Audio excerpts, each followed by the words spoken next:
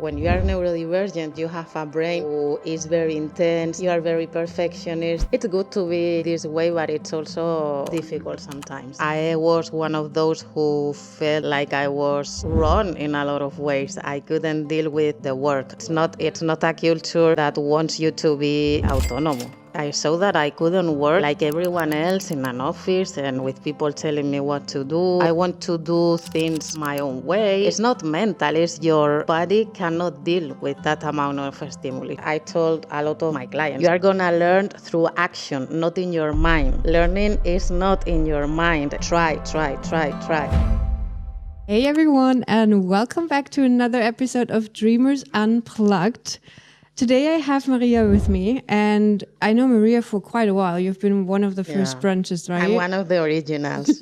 You're one of the frequent visitors. Let's put it that way. Yeah. So thanks for coming. Thanks for being on the show. Thanks for inviting me. You're welcome. And I'm super excited because it's going to be the first one that we interview that's actually from Spain. Yes. So yeah, because that's a frequently asked question that I get a lot. Are Spanish people allowed? And you're the answer. You are, obviously. So why don't you tell us a little bit about yourself, about your business, and how you ended up in Málaga? Yeah, well, I'm a psychologist, and I work with neurodivergent people with ADHD, autistic, and gifted, especially with women, adults mostly. And I was 3 years ago, I was doing a master's degree in Madrid. And the second part of the master, I wanted to came here to Málaga because I loved Málaga. I have been here on holidays, and I loved it, and I wanted to live near to the beach, to the sea. So I wanted to try living here, and it looks like I'm gonna be here for a while. Why now, huh? Yeah, I'm very happy here. I work online, so well, let's see. That's nice. And you are from Toledo, right? Yeah, I'm from Toledo, in the center of Spain, near to Madrid, very near. Yeah. Nice. So when you first started out, because you started, when did you start being autonomous or like running your own business?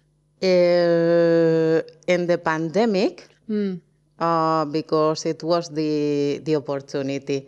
Everybody was at home, and the people who were reluctant to do online therapy you had no option, and people were very scared and everything. So I started in 2020. Nice. Yeah. And what was the struggle you had in the beginning, or did it go very smooth right away? No.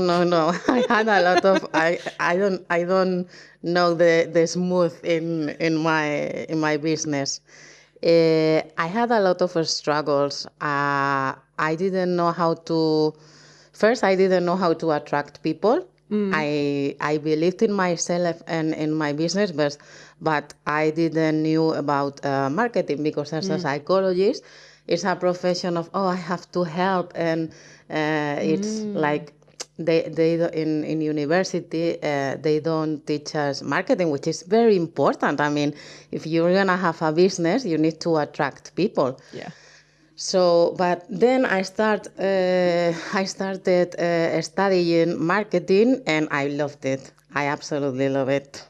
Nice. Yeah, definitely. That's something you need. Yeah. 100%. But at the beginning, I didn't know how to reach my clients, so I started on Instagram. I'm not very good at Instagram because you have to post regularly. Yeah. And first, at the beginning, the clients who came to me were not my ideal client, and I struggled a lot because I wasn't very comfortable in the sessions.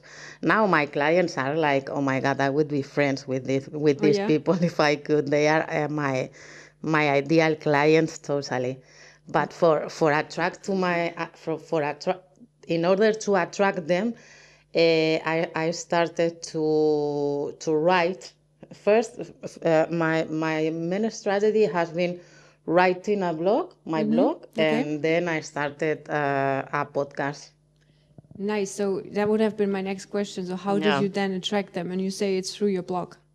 Yeah, through my blog, and then I didn't want to write more, so I found a girl who has a podcast, and she invited me, and then and the interview was very successful. So then we had a series of multipotentiality and neurodivergency, and now the podcast is my main source of New leads, new yeah, clients. exactly.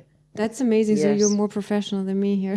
Well, on and the I podcast. have a newsletter also. That's very Okay. important. I have a newsletter, and I write every Friday, no matter what. I write every Friday a story or something to remember people that I am here, and you in exist. order to people to know me. Yeah. That's why 95 or 98% of people who came to me know me more or less, and they are very.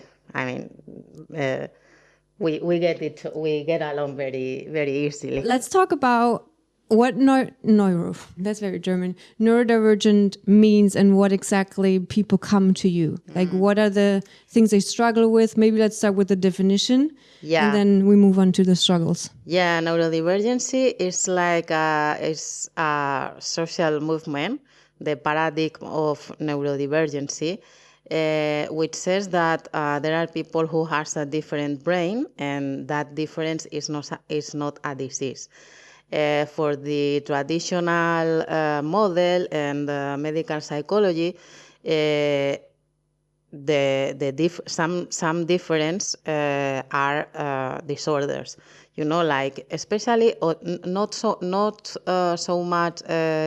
giftedness, but autism and ADHD. And we don't say like that we don't have a challenge. We have a lot of challenge, but we say like we are normal in our own way, and we are not wrong for working different than the most of people. Okay, so I think what you were saying, I don't know, like earlier as well, is the brain just works differently, right? Yeah. And how can, like, what can I think about that? Like, how could I imagine that? Like, how, for example, I go to a supermarket. Yeah. That's because we were talking about this already. Yeah. So the brain works differently. So how does it work for neurodivergent people? Yeah, I mean, neurodivergent people has most of them, because I mean it's a spectrum, okay, but most of them has a lot of emotional sensitivity, and also sensorial. I don't know the word, like you are very affected by the environment, right? Okay. So the problem is that nowadays the society, the stimuli are very strong. So you go to supermarket, and there are lights very strong, and there's sound, and there's smells, and you take everything. So for the bad, and also for the good, because you can enjoy a lot of with smelling something that you like, and everything. But this environment, especially in work related environments, are very difficult, because now thankfully we have online, we can work online. So that has been a very, very good change for neurodivergent. But for example, this month has been last April was the month of autism. Okay. And like I think 85% of people with autism, adults, doesn't work. Oh, really? Yeah. Okay. And the one who who works, they are ill all the time, because it's a lot of stimuli. And also, when you are neurodivergent, you have a brain who is very intense, and you have a lot of thoughts, and also you are very perfectionist, and you need to do. You are very, I don't know the word in English, exigente. Like you need to do everything. You have a higher standard for yourself, okay, and for everything. And oh my God, it's good. It's very it's good to be this way, but it's also difficult sometimes. Okay, so I can imagine that they come to you and you help them find frameworks or tools. Tools may be the better way to deal with the stimulation around them. Yeah, that's that's one of the most important things too. How can I deal with this world without being ill all the time? Because it's very, especially if you are autistic, because it's very normal to be autistic and also ADHD and also gifted, and a mix of two of them. Okay. So especially if you are autistic and if you are a woman, you're gonna be in a burnout, but it is not exactly the same burnout that most of people can experiment. It's a burnout of you are always like in the middle of the war, in a war, you know, because there's a lot of stimuli, and also if you're autistic and you have a conversation, you don't know if you are always wondering if I am doing this correctly, or I am understanding you, or I am doing the right face, or it's super stressful. Okay. So it's very common to be, unfortunately, to be especially adult women neurodivergent who has fibromyalgia, chronic fatigue, anxiety, depression. So I help with that, but with the frame of neurodivergency, Okay. like not with the other frame who says like you are suffering because there's something wrong with you. You are not doing something right.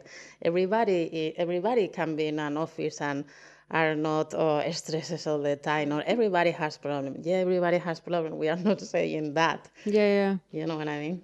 Yeah, so it's more about understanding how your brain works and helping you navigate by knowing that. Yeah, exactly. How did you decide to specialize in this? There's a lot of specialties in psychology. So it was because 8 years ago or something I discovered that I was neurodivergent. I didn't know at the time if I was ADHD or gifted or whatever, but I knew that I started reading because this movement started because internet came, and you have this movement especially on Instagram and TikTok and everything.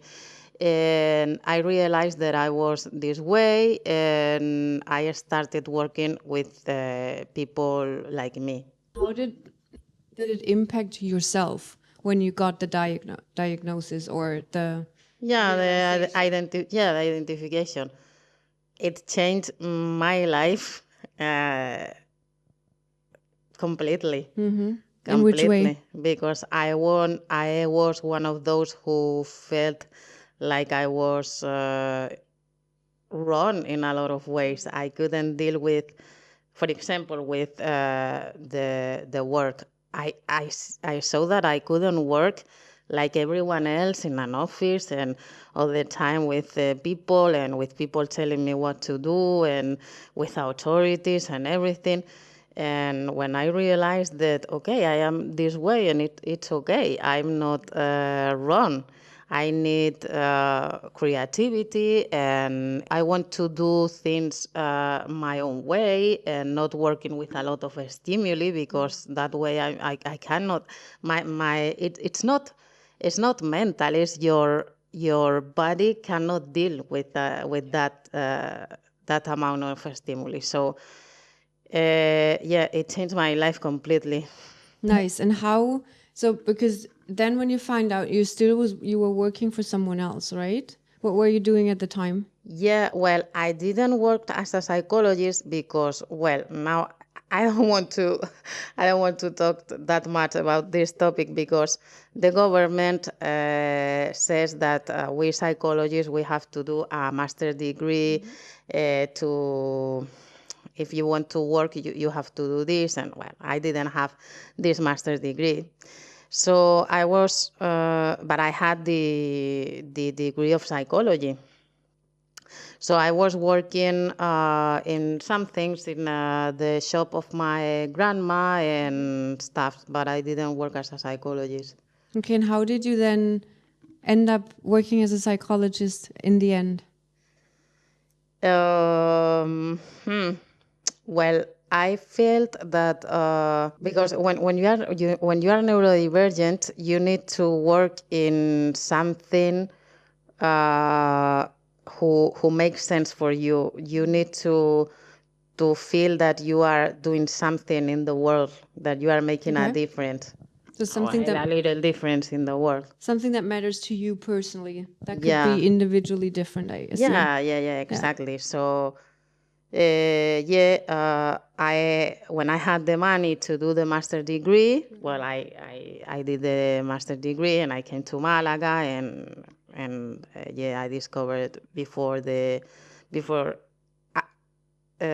coming here that I am neurodivergent, and I started writing and I started to attract people, and here I am. Nice, I love that. And in your everyday business or in like running a business yourself now, do you feel any, or do you think, because well, obviously you don't have the exact comparison, but do you think that you do things differently because of being a neurodivergent to other business owners? Or do you? Okay. Yeah, absolutely. One of the things of neurodivergency is that you can put a lot of things together from here and there, and you know the originality maybe, right? And I don't know how to explain how I am different, but because now my world is with neurodivergent people and neurodivergent psychologists and everything. So I don't know what the other people is doing. I mean, One of the most important things is that I challenge the system, right? Okay. Like what I've learned in the university, what the other psychologists are saying, what the Main Street are saying, and I'm very critical with that. Yeah. So what does that exactly mean? Does that mean that when like you just try to do it your own way, you don't like just accept what people or what society says or how business, I don't know, gurus tell you things to do, you just find your way that makes sense to you? Or yeah, exactly that. Okay. That's amazing. Yeah, one of my mottos is like we neurodivergent people need to live in our own way. Yeah. It makes sense? Yeah, definitely. Yeah. And I would even go a little bit further. Isn't it that everyone should do that?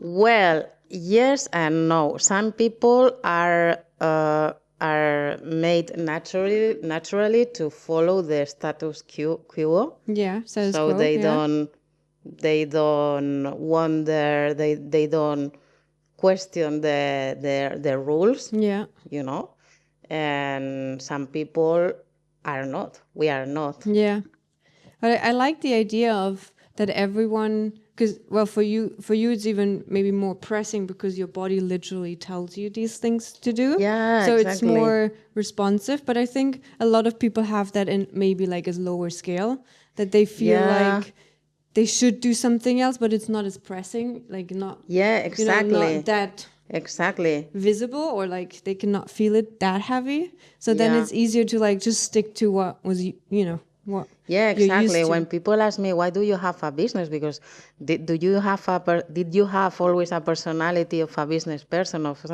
Well, I had no choice. I knew that I had no choice. And now that I am working with I've worked with hundreds of neurodivergent people, I see that people are literally ill mentally and physically for working in toxic environments for them, right? Now the neurodivergent paradigm is trying to change the things in work. They are trying to be inclusive. I don't like the word inclusive, but you know what I mean. Yeah. For people to not get ill. Okay. Yeah, that makes sense. Yeah, and inclusive suggests that something's wrong with people. That's very interesting. Yeah. So you said people around you told you not to, or why do you start a business? Would that be someone in your friends group or in your family? Because I know you grew up in Spain. Yeah. So how was that? I mean, let's move on. But besides the neurodivergent topic, there's still the cultural influence as well, right? Yeah. And I mean, I'm having so many people from international backgrounds, and it's always interesting to see how society reacts to these decisions. So how was that for you? Yeah, it was very difficult because in Spain, most of people still have this mentality of working for the government to be funcionario. Mm. Yeah, and that's like the dream because you have you're gonna have money no matter what, and it's a stable job and everything. I mean, I don't want a stable work and doing everything every day. That's a nightmare. Okay? But my parents are funcionarios. Okay. I mean, well, were funcionarios because they are old now. They retired. Yeah. They retired. And most of my family and my friends, and they are funcionarios, so they work for another person. So in Spain, there's still the mentality of it's very risky. Also, the conditions are not good.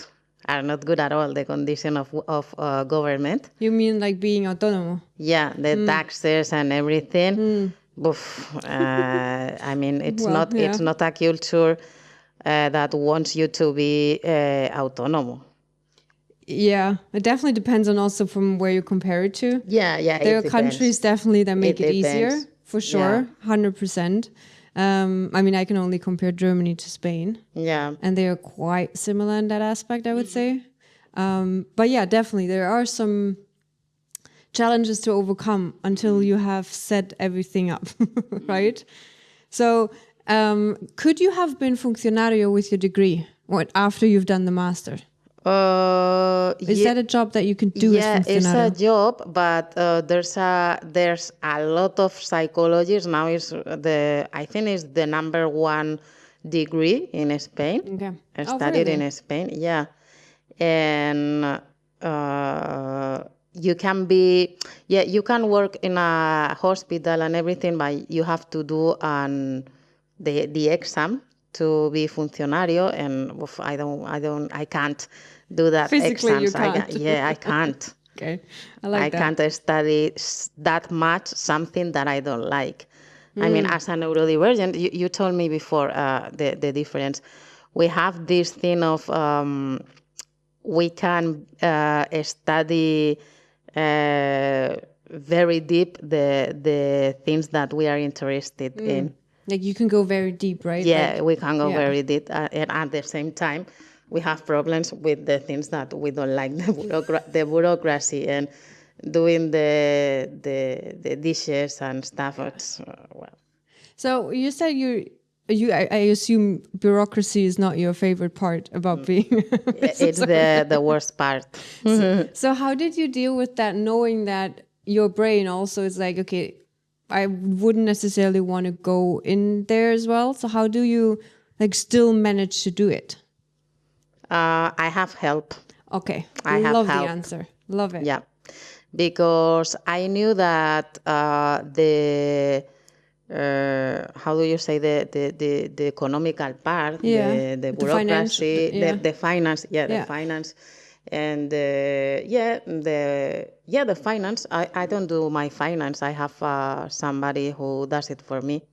I love that. Yeah. We don't have to do it all. If we know our weaknesses, let's call it that way, or things we don't like, just outsource them. Yeah, I want to understand money and stuff, but I want to do my things. Yeah. So it's like you more have like an overview of everything, but the details is someone else is doing for you. Yeah, exactly. I love that. But me too. I'm not doing that myself.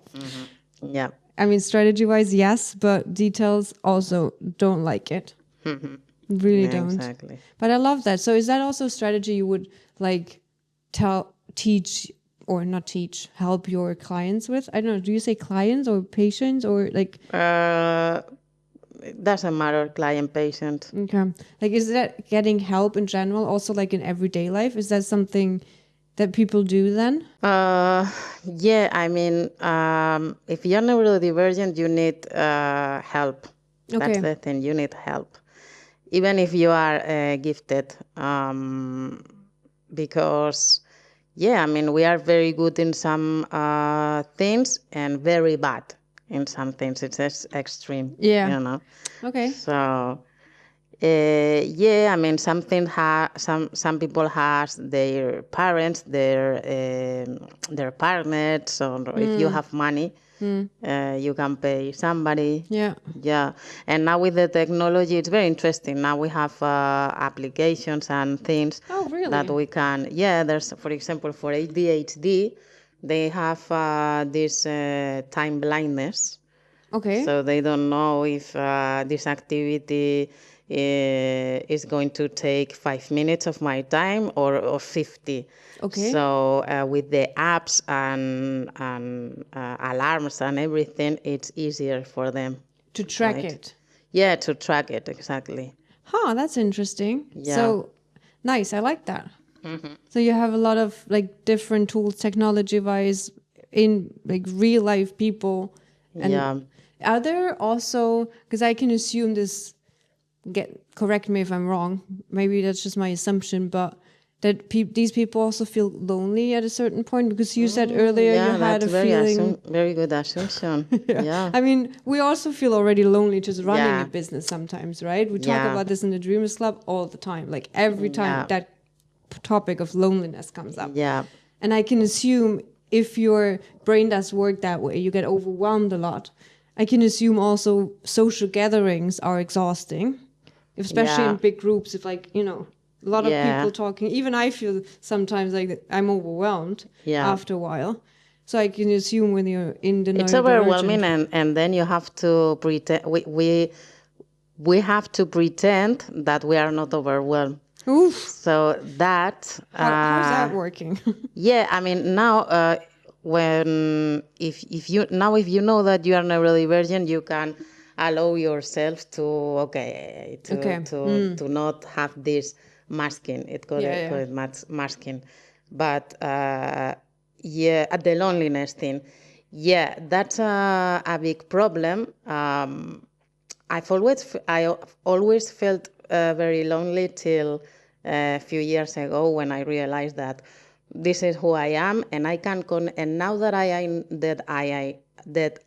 I know myself, I can connect with other people, because sometimes when you don't know yourself, you don't know the other people, and I think everybody thinks that everybody is the same. We were the same.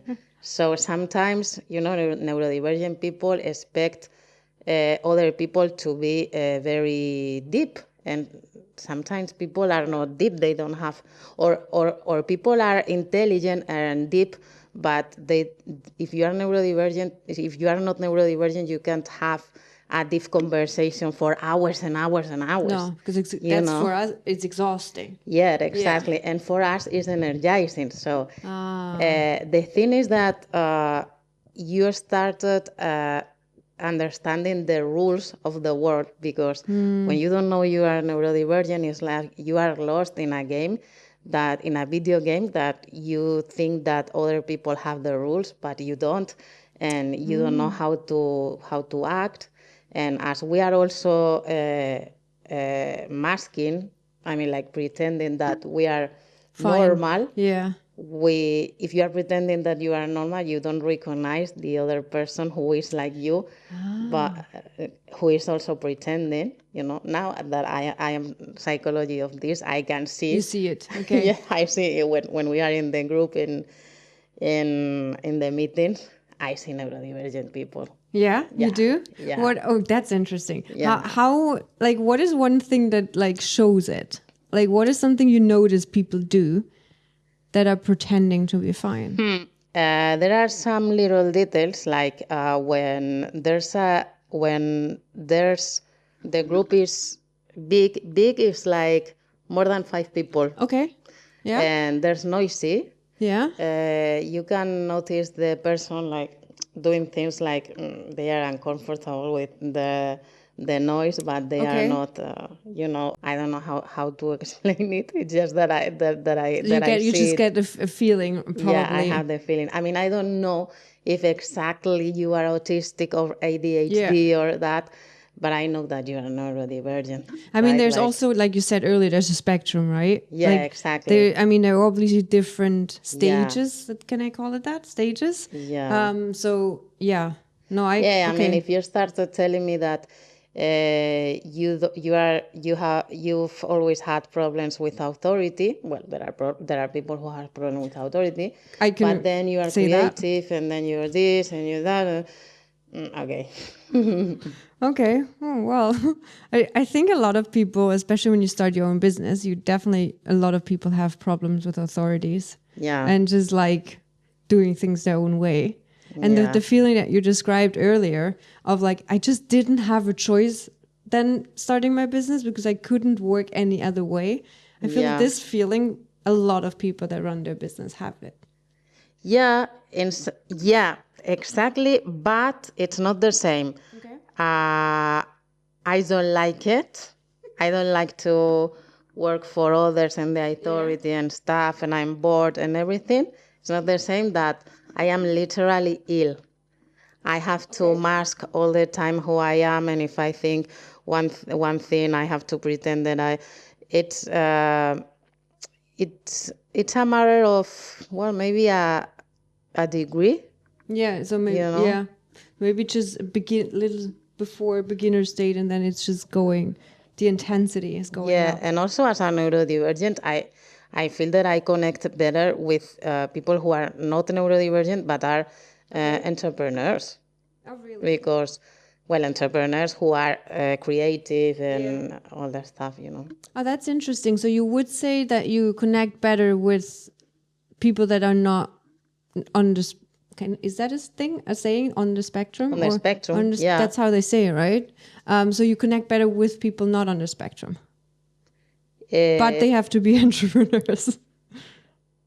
Well, I don't know if I understand the question. I connect better with neurodivergent. Oh, okay. We connect better. Okay, then I misunderstood you. Yeah, but if you are not neurodivergent, I can connect with you.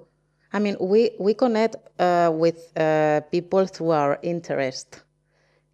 So when I am, for example, in Dreamers Club, we are talking about my interest, about my topics of interest. That's an interesting point. So you're saying the connection point is the topic we're like aligning on or we're talking about. Yeah, especially for autistic, but in general, yeah. Oh, that's interesting. Yeah. Okay, so are there any... I'm not sure. Are there any groups where neurodivergent people come together? Or are there connected platforms or meetings? Like, how do you, like, solve the problem of loneliness? Yeah, well, there are neurodivergent groups, but there's also a problem with neurodivergent groups. That's another thing. Okay. Because also we are very... different. We can be very different. Okay. We can understand each other, but we don't function in groups. So is it better? It has to be like a group of 3-4 people maximum. But that's a nice idea. Like maybe create an app and just bring 3 or 4 people together at the time. And there are apps, and also normally in activities related to books, to arts, to nature, and activities where you don't have a lot of physical stimulation, but intellectual stimulation. Nice. Well, it depends, because maybe you are ADHD and you go to parachute or something, Okay. The extreme again, right? Because you're saying it's everything. Yeah, and also the loneliness. It's I told you before, there's a big movement on Instagram, and I've made my best friends now are people who connect with me through Instagram, and they are neurodivergent. That's nice. I love that. Yeah. So technology helps there a lot. Yeah. Nice. Yeah. I like that. So one final question, or let's move into the final questions. What is something that you would recommend? Let's stay with the business owners, Spanish business owners. What would you recommend someone that starts here, is from Spain, wants to be autonomo, but because it can be quite overwhelming. And I hear there's a lot of people saying being autonomo is super expensive because of the fee that you have to pay, which, yes, I mean, it's there, but we know it, so we can calculate it. What is something you would recommend? I mean, you definitely need money to start a business. Yeah. You cannot start in with zero in the bank account. No way. You need a lot of things, but sometimes it can be overwhelming, because there's a lot of things that you have to do. So, it depends if the business that you want to do. I mean, if you want a health business like psychology or something like that, you have to find your people. You have to test different strategies to find your people. Maybe it's Instagram, maybe it's podcast, maybe it's video, or whatever, Yeah. And you have to, at the beginning, above all of the beginning, don't be perfectionist. You need to try, and then, you can refine and refine. I love that. Can we please repeat it? Don't be perfectionist. Yeah, people want to start and doing everything perfect. My web perfect. No. Do it decently. Yeah. But then you can refine and refine. Exactly. Trial and error. Yeah, exactly. And then just build on top of all the learnings. And also I told a lot of my clients are or want to have a business, and I tell them that you are gonna learn through action, not in your mind. Learning is not in your mind, and then life can be very different from the picture that you have in your mind. So try. I love that. I think that's a perfect note to end the episode on. Thank you so much for being here, for telling us a little bit about your world, about your business, and about yourself. Thanks for sharing that. Thank you for inviting me. It's been a very nice conversation. You're welcome. And for you guys, see you in the next episode. And until then, have fun. Bye.